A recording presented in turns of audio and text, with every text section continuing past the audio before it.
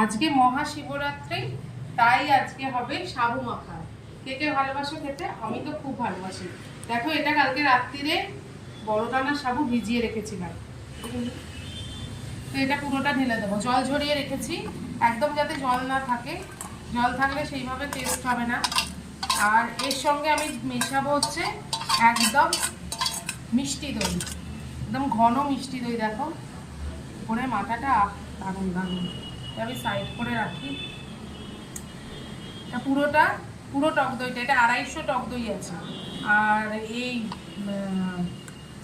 সাবু আছে 150 গ্রাম, বড় দানার সাবু।